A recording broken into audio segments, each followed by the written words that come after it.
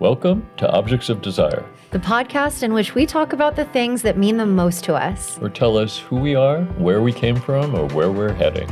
I'm Tony Freund. And I'm Naz Nazawa. Every episode, we invite a guest to share the stories behind their one special thing, valued not for its price tag, but for its beauty, craftsmanship, quirkiness, and especially for the ways it connects them to the world. And today, we are joined by the Los Angeles-based interior designer, Brigette Romanek, whose highly personal work has earned her recognition on some of the industry's most prestigious lists, including Wallpaper 400, 8100, Elle Decor's Titans, and the First Dibs 50. Today, she will talk about a small-scaled sculpture. We are so excited to have her with us today to discuss her object of desire.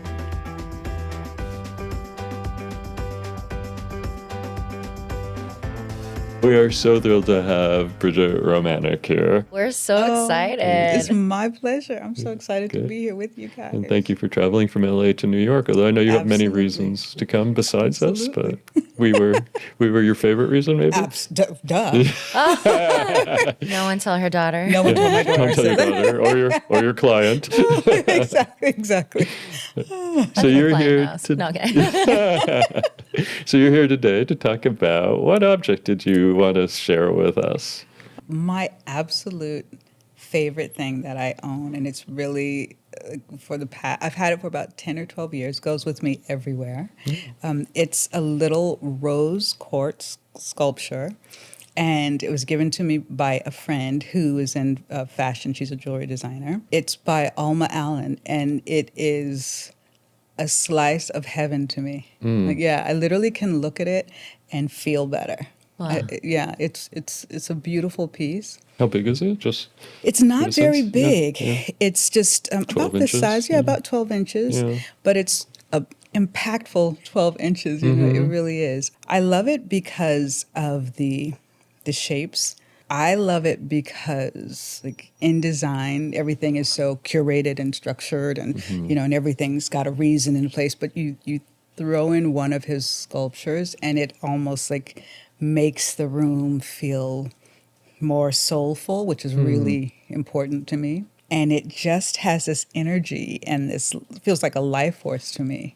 And so I have it in a prominent place where I wake up and I see it all the time. That's wonderful. I love it so much. Do you travel with it as well? Do you bring it places? I don't, Yeah. but I would if I could. Seriously, I would. It makes everything better for some reason. That's amazing. It's Well, got I'm sure. a lot of power to it. I'm sure. I mean, Alma Allen is such an incredible artist on his own right. Like, I've been such a Absolutely. fan when I saw that was what you were bringing, I was like, oh my God.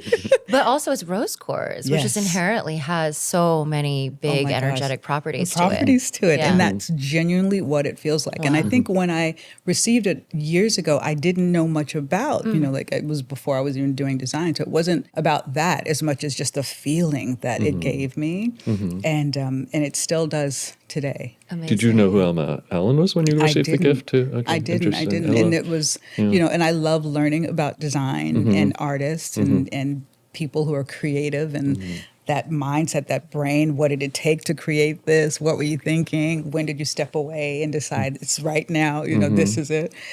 So I'm fascinated by all that. And so being able to look up and understand what he does, how he does it, and his sort of take on things made it even just more spectacular for me. But I think from the little I know about him, I think that he would be delighted that you sort of fell in love with it without actually knowing anything. He doesn't title his works. He's sort of, I think he says he doesn't really want people to be thinking about him when they're looking at the object. Right. So you actually approached it exactly as he probably would have wanted you to. Yeah, I love totally. that. I didn't know that, but Yeah. I love that. And I think that's a beautiful way for someone to experience, you know, something that's creative. Yes. You know, having your own take and relationship with it and understanding what it is. I think that's really beautiful.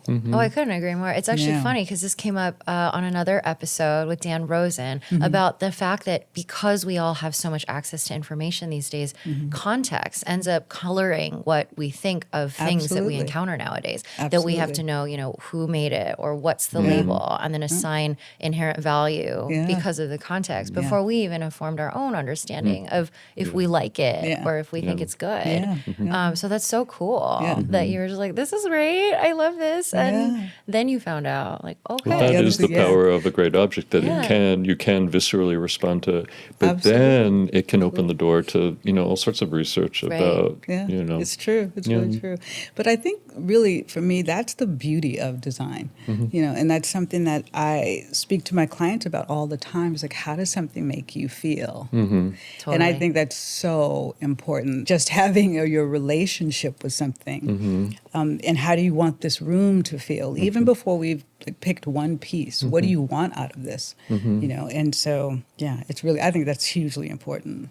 Do you think that approach is something that comes natural to you because you are sort of intuitive as a designer, or self-taught, or came to it later? I mean, as you did too, Naz. But Absolutely. I think because of how I grew up and my relationship to things, whether something was, for me, if it's $5, if it's $50, if it's $500, if it's $5,000, that's not the issue. I mean, all of that is relative, of course, but it's really about like, how does that object make you feel? Some of my most valuable things are things that I found, in a store that is just a little tiny something, a $5 something that just has value for me.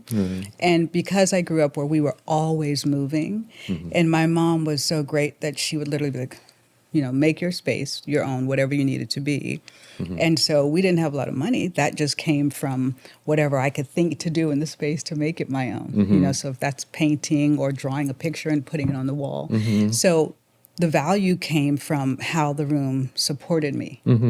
And because I didn't study design, that's always been my approach. How do I want this to feel? What do I need to have happen in here after my day of being out in the world? And so that is really genuinely how I approach it. I don't know another way, and I don't want to. I feel like that's what my sort of superpower. Yes, yeah. It's okay. You can say it. I feel like that is my superpower in design. They're not. There's no one in this room that's going to contradict that. But I do feel like that approach is important. Is important, really important. I think it's the thing. I mean, rules are fine. That's great. It's actually wonderful that there are established rules, and we're operating in a modern world where a chair is formed as a chair, right? Like the things we get to discover already behave the way they're supposed to, unless it's just an object for the sake of object. Yes. So it's great that it's about feeling, right? It's wonderful. It's the stuff that if it brings you to life, it makes you feel a big way. To be able to be surrounded by that is beautiful. Lovely. Yeah. Do you find though, Brigitte, that the clients that you work with these days are already kind of in touch with their emotional side, or are you still having some opportunities to help a client figure out how to engage with their feelings when they discover they like something? That's a great question. Yeah, absolutely. It's a mix. Okay. It's a mix because whether it's one room or it's like 10 rooms, I really force them to walk into each room and let's have that conversation. And sometimes it's a bit like, well, I don't know.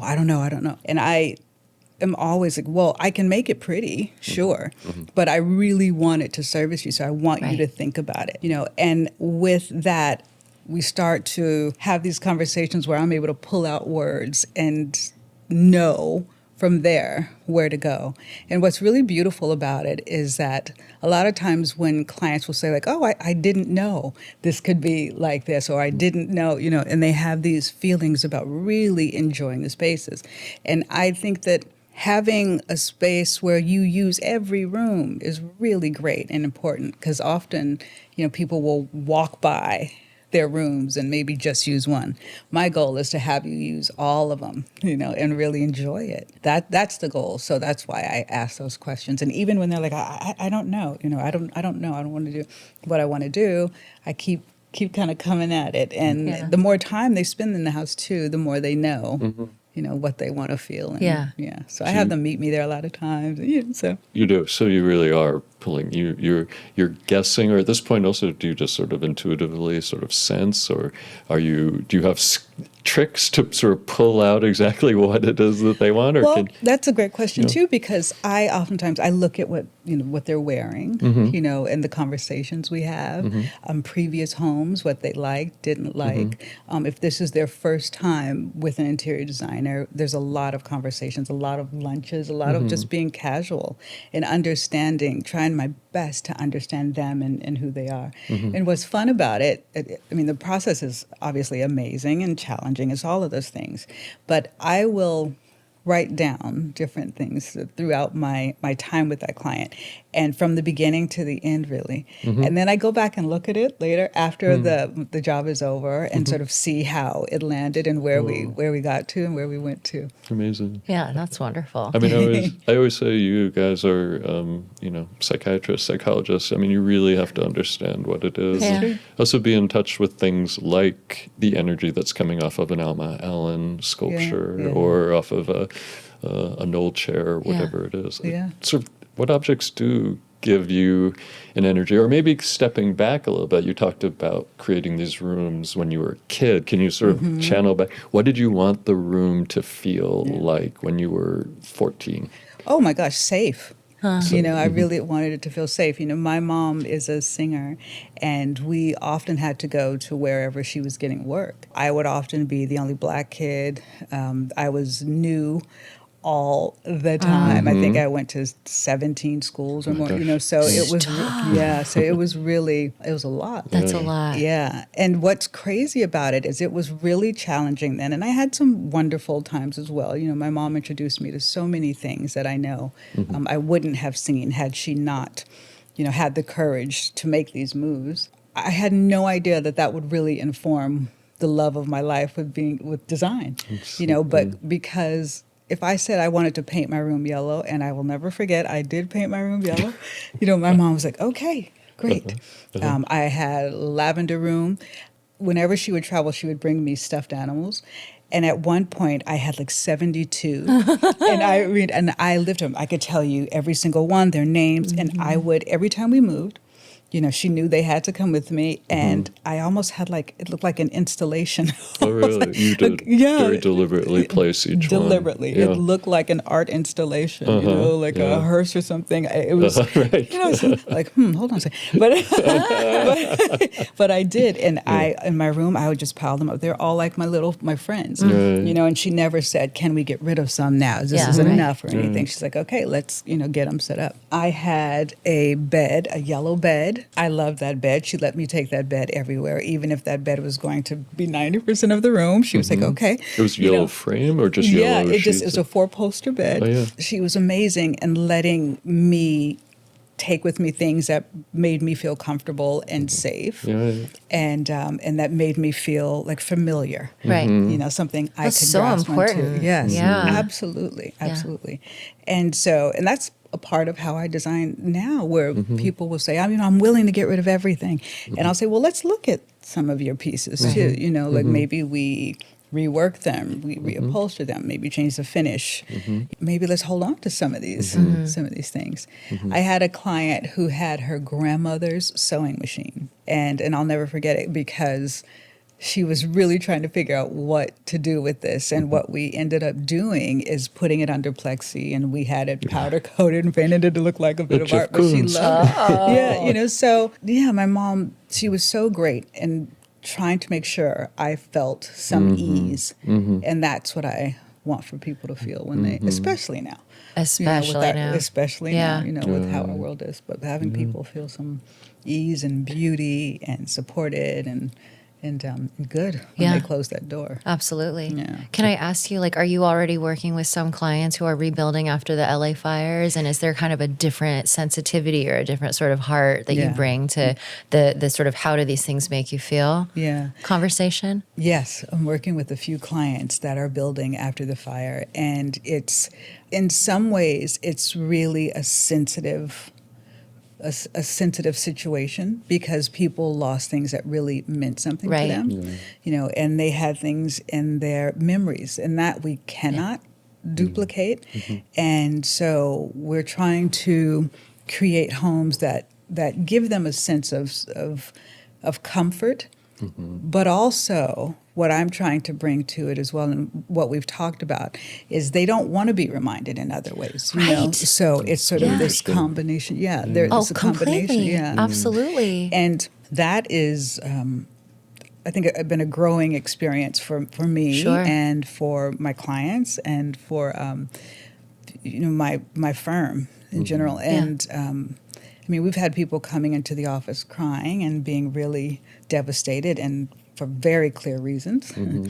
We've had clients who were previous clients who just moved, and we have a couple new clients who we hadn't worked with but had lost their homes, and wanting to create something that sort of is that balance of familiar and new. It's sad and beautiful. It's powerful. You know? Yeah. Yeah, it is. It's really powerful to listen to people and hear what matters. And it goes back to that same thing of wanting to have something that feels soulful and meaningful, and what really matters to them, and what we can do to help support that, and help them create new memories. Is there a common thread about, or commonality among the things that they say they miss the most or cherish? Absolutely. It's mainly about family heirlooms. Yeah, totally. So it's Yeah. memory. And I think there's guilt there too, right? Like just that you were the custodian in this generation of and this then it's no object, more, and it's gone now. Yeah. And so we've had, there's one client who has a family, and we've taken a lot of family photos, and so we're building family walls and trying to do things like that anchor sort of back into some sort of history of the family.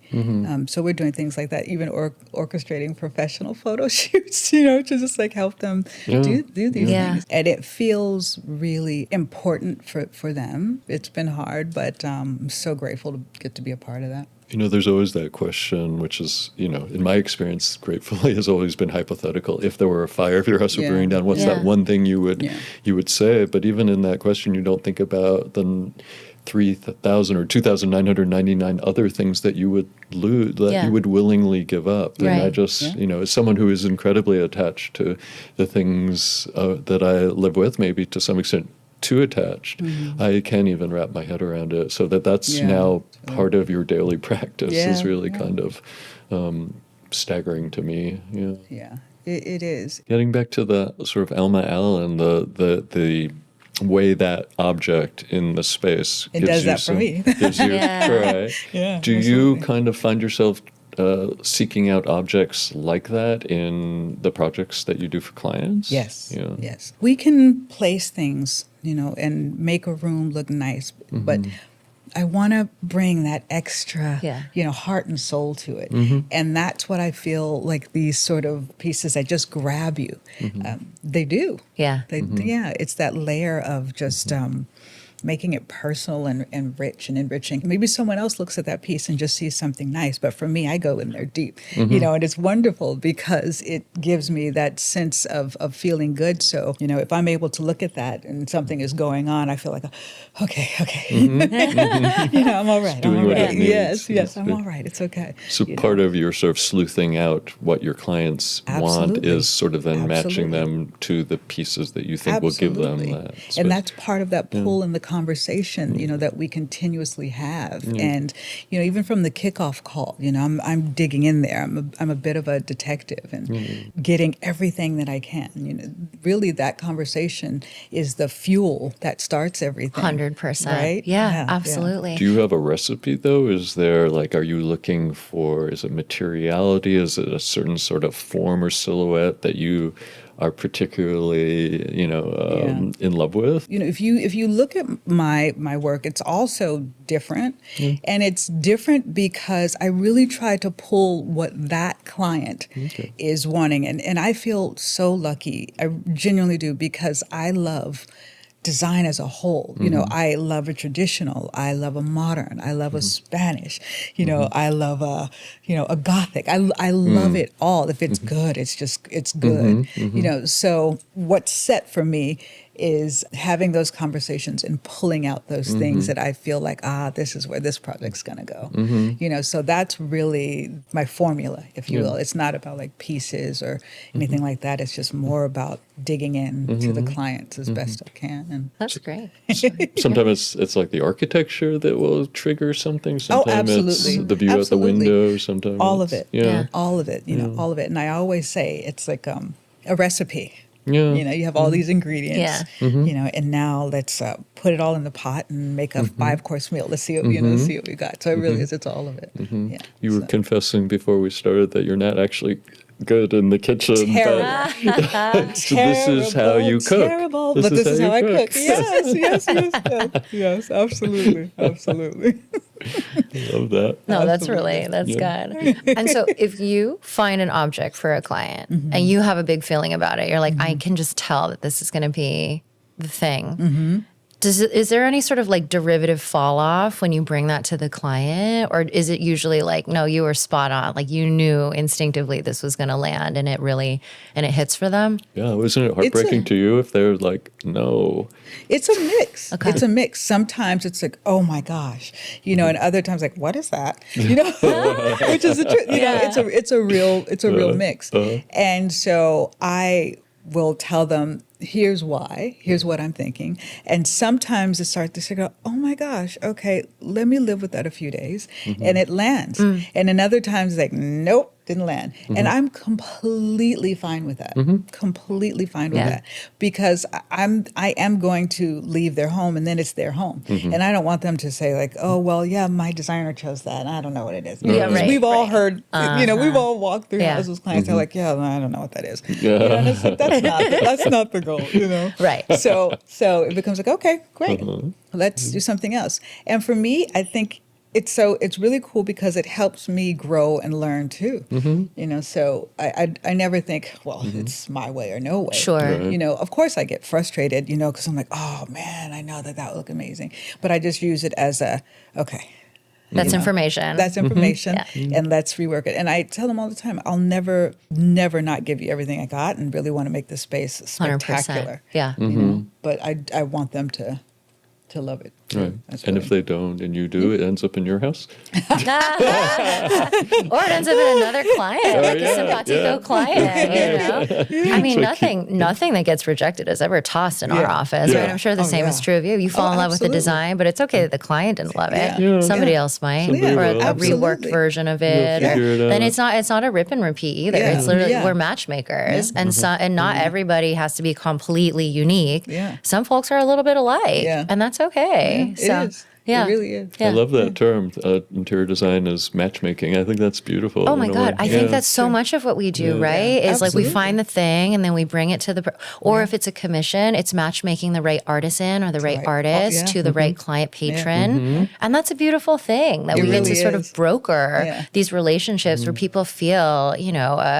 a relationship to the arts. It's how we sort of, I don't know, like I feel like a lot of what we do is Robin Hooding sometimes, you know, but we have folks who have incredible means and they don't know how to use it. And then we're the ones who are helping take that wealth and distribute it To help them, for beautiful things, for objects, for art. Supporting and curators. Yeah. And really, it's wonderful. It's really, Yeah, but what we do is also hard. It's very difficult. absolutely. Yes. But I It's not like always you guys are having much fun doing this that you would do it even if nobody paid you to do it. No, but I always say what we do is not for the faint of heart. It is not for the faint of heart. It's absolutely not. Yeah. No, absolutely not. And I stand by that for sure. Oh, for sure. Yeah. You know, like it takes so much grit. Yeah. Yeah. Oh, absolutely. For sure. To me, it's like the difference between what I do, which is occasionally I edit, but you know, writing a 2,000-word article versus writing a novel. What you guys are doing is a novel. You're writing a novel. I mean, Oh, shucks. doing an entire house. It's you know, Yeah. and the length of time you devote to it, and also sort of keeping track of what the thread is as you keep, you know,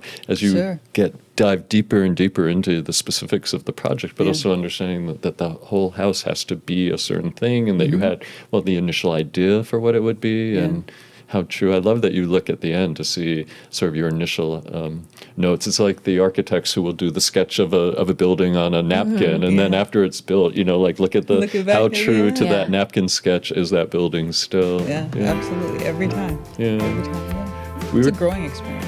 To learn more about our guests, their objects, and First Dibs, a leading online marketplace connecting design lovers with sellers and makers from around the world, please head to the description for links. Speaking of growing, you've only been doing this for a decade. We were talking about the project that sort of you became famous for in Architectural Digest, 2016. 2016, your own and home. then yes, and I actually didn't start until 2018. And then what happened was that house, we had saved a little bit of money, and we were going to now get some help to make this house what we were envisioning. And when architects were coming in, they were telling me what I couldn't do, and I was just like, okay. And I felt myself feeling like, oh no. And I was going to bed, oh no.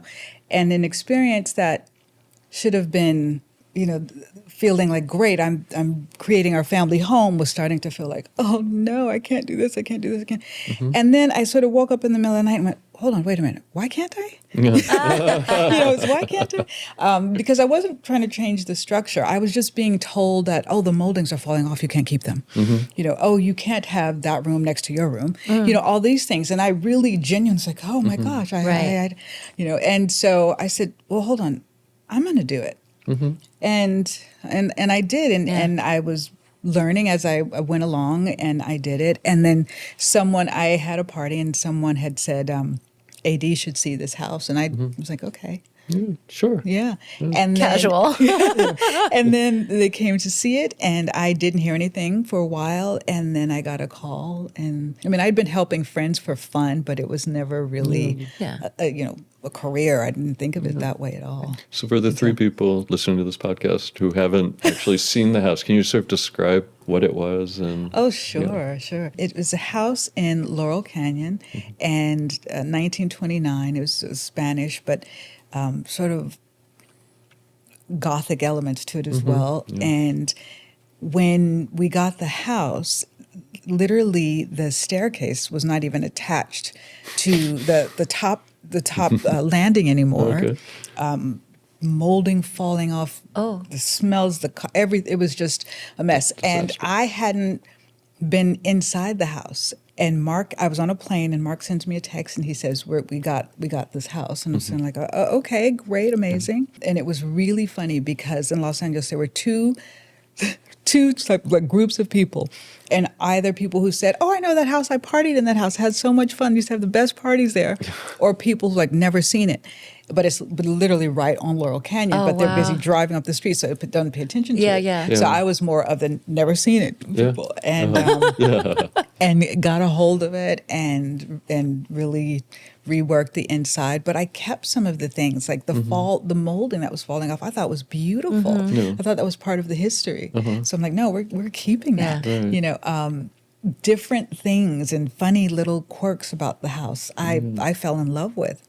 And so I think that's what made it interesting to AD, because they really embraced the quirkiness that I did, and they saw something great in that. And I just had a really fun time with it and making it our own. I mean, you said quirkiness, but what else about the project do you think people responded to? I mean, I know people, I never was in it, but I know people who said it just did have that sense of warmth and comfort. I think it also owes to you. You're an amazingly warm presence, so I think people feel comfortable in your home, but that doesn't merit a 12-page spread in AD because you are charming. But the den, it had wood paneling.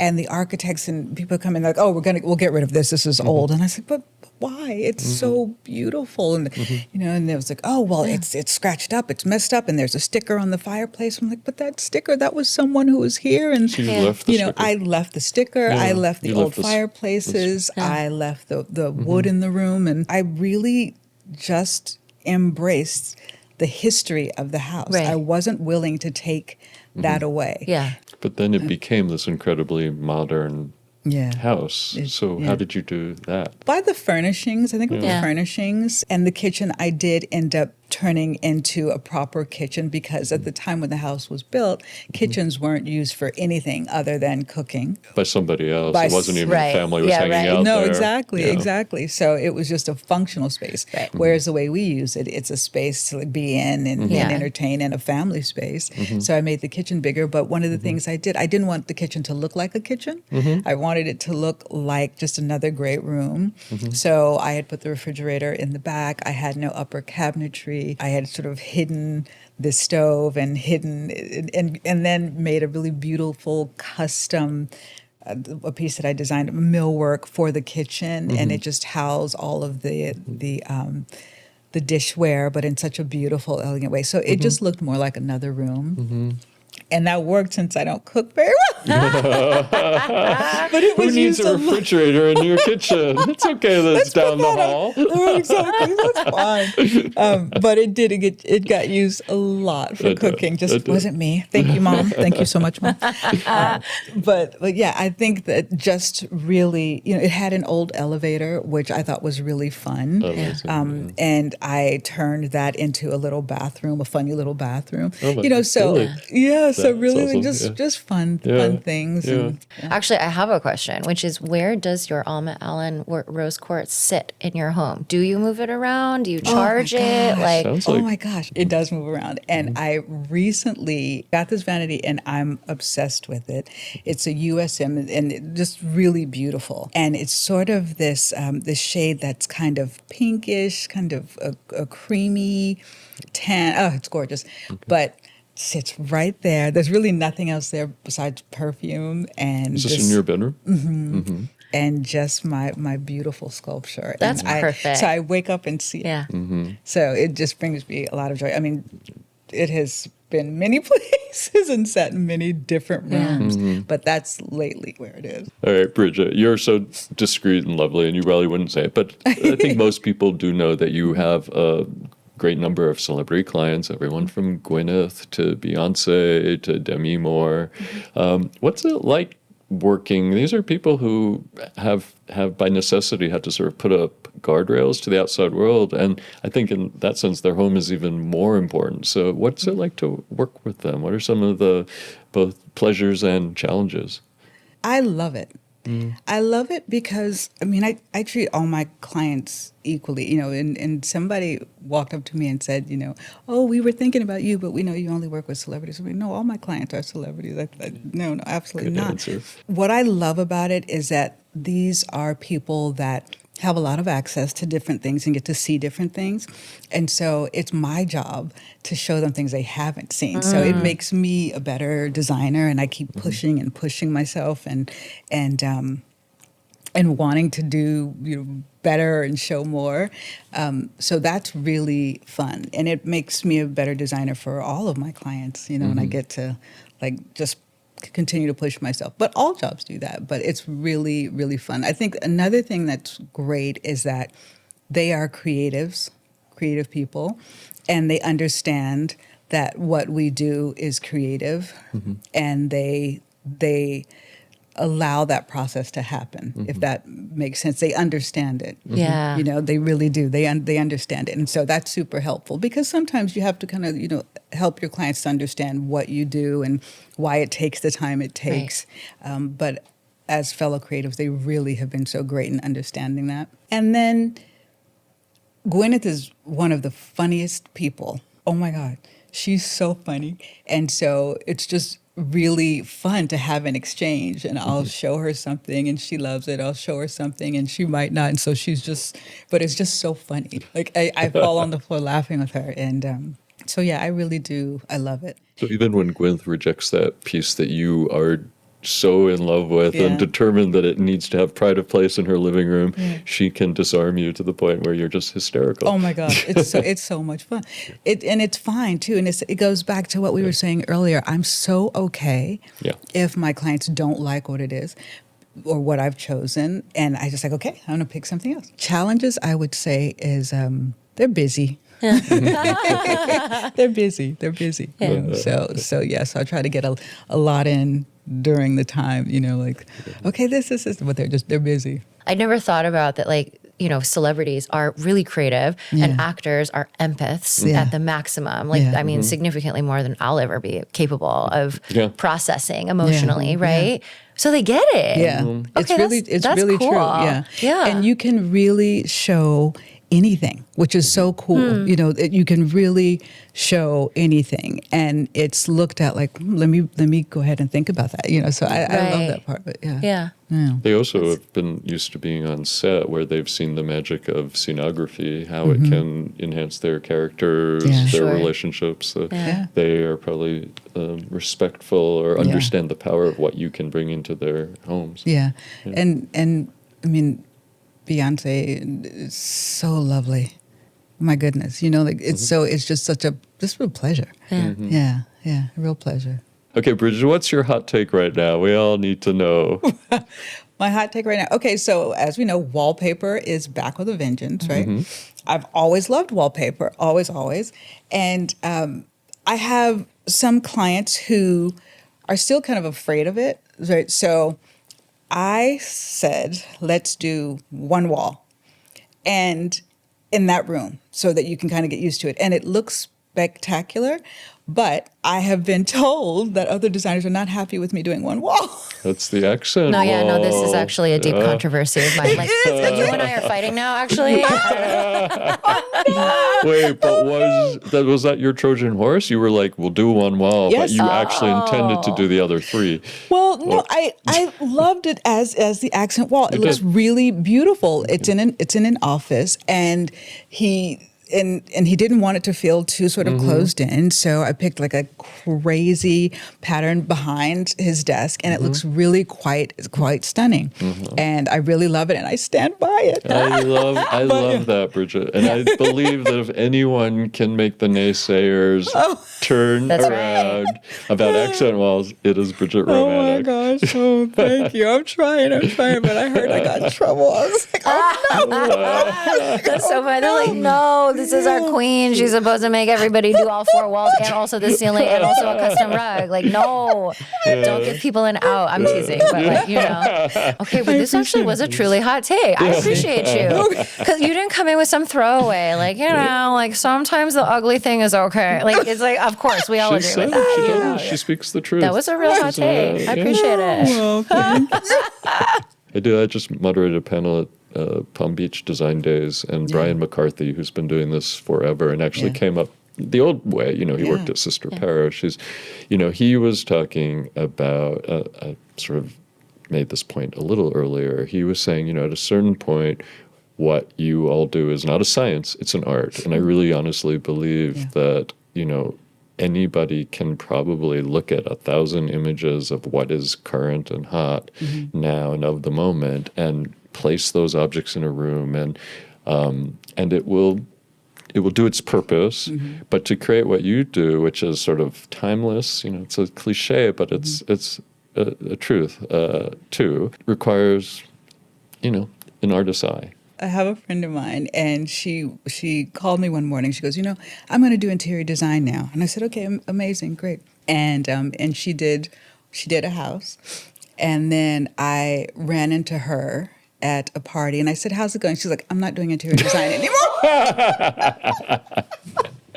That's funny. Yeah, she worked on one house, and she was like, not doing that anymore. So I was like, okay, cool. Yeah. So it really is. It's not as you say for the fan of art. Exactly. That's information. Yeah, exactly. Well, wonderful. Exactly. We are wrapping up our conversations with asking you why do you think objects matter to people?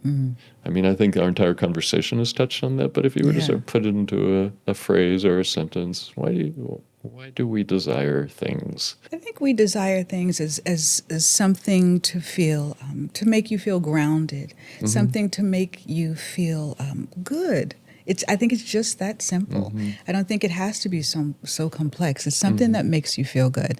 And if you think to yourself like, oh, that shouldn't come from the outside, and people say things like that, I don't agree. I think that's perfectly fine. Anywhere you're made to feel good, where you're made to feel grounded, or something is soulful and touches you, anything that makes me stop for a minute and regroup, anything that channels and makes me feel something good inside, I will absolutely take. Yeah, I'm attracted to something that makes me feel rich inside, that makes me stop to everything else goes away, and I get to think about great things and how it affects me, and it brings me joy inside, and I will absolutely take that. Yeah. Absolutely, yeah. I think it's hugely important It for all doesn't of feel us. like a cop-out to take it.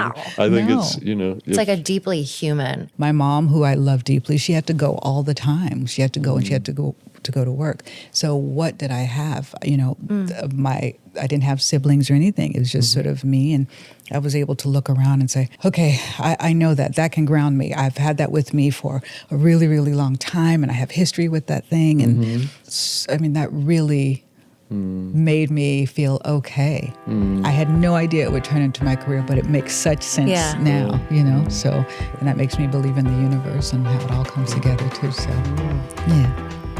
We're grateful that the universe brought you here with us Yes, today. absolutely. Truly. Thank you, universe. Yeah, I like you. Yes, universe. thank What a you. treat. Absolutely. Oh, a treat for me. Thank you, Brigitte. Yeah, thank you. Thank you.